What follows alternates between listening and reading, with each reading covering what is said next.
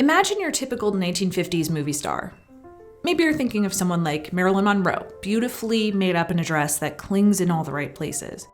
Or maybe you're thinking of someone like Doris Day, wholesome, perky, ready to serenade with a song. Maybe you're thinking of an elegant fashion icon like Grace Kelly or Audrey Hepburn. There are those archetypes, and then there's Anna Magnani. Described as volcanic, forceful, and high voltage, Magnani broke Hollywood's traditional notion of stardom, and in the process set a new benchmark for excellence in acting. In 1956, she became the first Italian actress to win the Best Actress Academy Award for her performance in The Rose Tattoo. Of course, she wouldn't be the last, and not Best Actress, but just for good measure. Very traditional Italian. I'm Italian. Well, I'm Italian. I'm Italian. I'm Italian. Though Anna Magnani may not necessarily be a household name today, or even your first thought when you think about stars of the 1950s, her work in Italian and American cinema has caused critics, historians, and actors alike to consistently rank her as one of the greatest actresses of all time. So in this video, we'll explore why. The conditions that caused her exposure in America, why audiences fell in love with her, and what exactly distinguished her from her peers in Hollywood. Before we get started, I want to say thank you to Skillshare for sponsoring this video. Skillshare is an online learning community with thousands of classes that anyone can join. So be sure to stay tuned to the end of this episode to learn more about how Skillshare can work for you. This story begins in the aftermath of World War II. Europe was devastated and faced the enormous task of resuming some semblance of normal life. Bit by bit, nations slowly recovered, rebuilding their infrastructure and the industries that had thrived before the war, including the film industry. The conflict had virtually frozen the foreign film market in the United States, but studios began to actively attempt to recapture that market as things started to pick up. So by 1947, the film import boom was on. Theaters in every major city dedicated themselves to exhibiting foreign films like Roberto Rossellini's Rome Open City. Rome Open City follows members of the Italian resistance as they evade detection during the Nazi occupation of Rome in 1944. Born out of a desire to authentically portray the hardships caused by the war, and frankly by a lack of resources to do anything else, Italian neorealist filmmakers like Rossellini rejected Hollywood's polished, sentimental style of filmmaking. Instead, they took to the streets, using documentary-like cinematography to capture the stories of ordinary working-class people. Employing a blend of professional and non-professional actors, their films were meant to evoke real life, not to be a venue for escape. Among the professional hired actors was Anna Magnani. In what is now one of the most famous scenes in cinematic history, Anna's character, Pina, realizes her fiancé has been taken into custody. She pushes past Nazi guards to chase him down, but meets a brutal end. Her furious breakaway sprint and blood-curdling cries in this scene required a physicality and raw desperation that had been absent in American cinema, especially for women. Critics and audiences responded to Rome Open City with shock. Bosley Crowther of the New York Times wrote that its candid, overpowering realism made it unquestionably one of the strongest dramatic films yet made about the recent war. Anna even won Best Actress from the National Board of Review. Now, Anna Magnani's stage and screen performances as witty, working-class heroines had garnered her moderate fame in Italy, but before Rome Open City, most Americans had no idea who she was. Still, even after just one film, it was clear that she was an entirely new phenomenon. As scholar L. Bailey McDaniel wrote, for American audiences, Magnani represented exactly what Hollywood had consistently failed to produce: reality, the non-glamorous human being. And for audiences conditioned by Hollywood's expectations, reality is exotic. That non-glamorous part was probably the most noticeable difference between Anna and her American contemporaries. Unlike the typical Hollywood superstar, Anna did not slather her face with heavy makeup or obsess over the latest fashions. She looked like a real person, and to be honest, had the best dark circles I have ever seen. I am obsessed. Still, the press could not let her live and discussed her appearance in very blunt terms. Her audiences find her ugly, one New York Times article stated. They point to her squarish, short body set on thin legs. They say she never combs her pitch black hair, which straggles unevenly about her irregularly cut face. One fan magazine added that her success was somewhat unexpected given that she was not a raving beauty and had rather large teeth. And it was surprising, honestly. 1950s society did not forgive difference very easily. But there she was, a nearly 50-year-old woman in an industry that thinks women die when they turn 35. Yet, each article that wasted a paragraph insulting her looks quickly made sure to explain that in spite of all that, her fans remained loyal. American audiences could apparently excuse her lack of glamour because she was literally explosive as an actress. So much so that she was frequently referred to as the most impressive actress since Greta Garbo. Yet she and Garbo captivated audiences in entirely different ways. Garbo was an untouchable, elegant, aloof goddess. Magnani was one of the people, as relatable as a neighbor. Like the genre that made her famous, Anna aimed for authenticity and naturalism. She added small improvisations to familiarize her dialogue and more accurately mimic real conversation. She moved fluidly through her space like it was a home, not a set with marks to hit. So her screen presence, especially compared to her American peers, feels less like a performance than it does a genuine expression of emotion. Audiences quickly caught on and pointed out how her acting was so natural that you felt like you were living with her. Critics and scholars in search of ways to describe Anna's style and emotional intensity literally turn to nature for the right words. She's volcanic, she erupts, she's a tigress, a tempest. The word earthy comes up a lot, essentially a veiled acknowledgement of maternal and working class associations. After Rome Open City, as the foreign film market continued to bloom, Anna's films more frequently made their way to the United States. Again and again, she earned rave reviews for films like The Miracle. One critic wrote that her performance in Cocteau's The Human Voice was one of the greatest pieces of film acting ever seen. Her international reputation increased considerably after the release of Bellissima in 1951, when Anna spent several weeks promoting the film in New York, familiarizing herself with the press. Interviews, parties, a reception with an ambassador, a television appearance, even tea with Bette Davis, who, by the way, called Anna the greatest actress she'd ever seen. Her name also became tabloid fodder when Roberto Rossellini left her for Ingrid Bergman during the filming of Stromboli.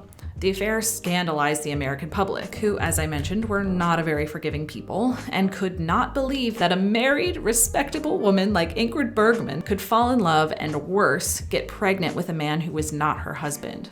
Anna, of course, was devastated, but happened to fall on the right side of the scandal for the American press. The affair cast her in the role of the discarded mistress, victim, and sympathetic underdog. By 1952, Magnani's work was well known to the American entertainment community, especially the circles in New York City. Among her fans was playwright Tennessee Williams. Eager to collaborate with the actress he found the sexiest, he wrote The Rose Tattoo specifically with Anna in mind. The play follows Serafina della Rosa, an Italian immigrant and seamstress who is obsessed with her husband. After his untimely death, she assumes an epic grief and goes into virtual seclusion for 3 years. As her idealized image of him begins to unravel, she learns to accept his death and pursues the affection of another man. Anna did not accept the role in the play's initial Broadway run, fearing that her English was not developed enough to adequately portray the character. But after testing her English in Jean Renoir's The Golden Coach, she took on Serafina in the film version in 1955. Finally, audiences saw Magnani's neorealist style transplanted into an American film. As usual, the excellence is in the details. Her hands as her neighbors come to tell her her husband has died, the way she refuses a woman's business under her breath. One of the most startling aspects of the film was, as Photoplay put it, the film's forthright and healthy approach to the subject of sex. Serafina was revolutionary in her unapologetic sexuality. Though not explicit by today's standards, the film subverted the 1950s wholesome domestic caretaker stereotype by giving her real desires without shaming her. For example, McDaniel notes that in several scenes, Burt Lancaster's body is literally laid out for visual consumption, represented through Serafina's point of view. Because of this, censors initially greeted The Rose Tattoo with resistance, but unlike several of his other staged film adaptations, Williams preserved the themes for the most part. Critics raved, and the Oscar predictions began.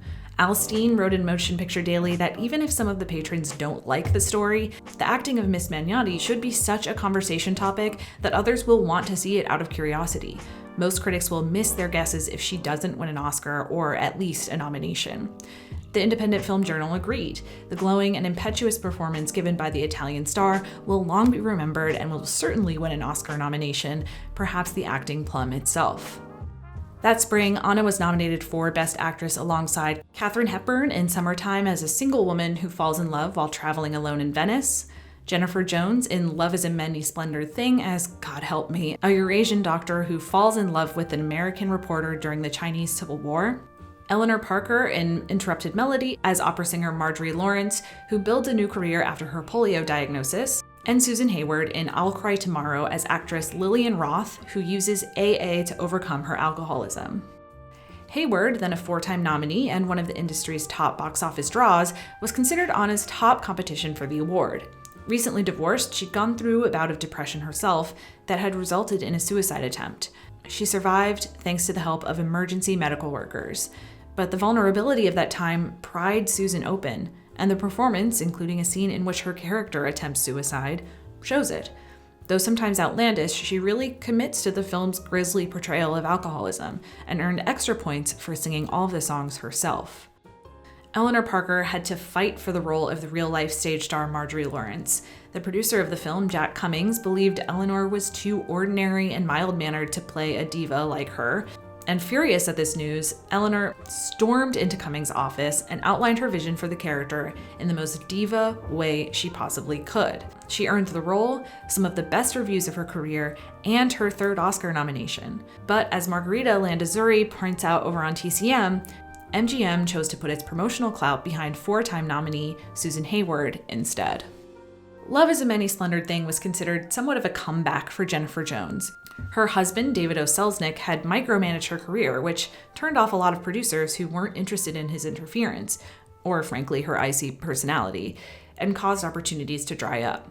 Obviously, Jennifer Jones was not Asian, and yet here she is in Yellowface playing one. And it's not like there weren't Chinese women they could have hired, Lin Dai, Lucilla Yuman, Melia, and Li Hua, to name a few.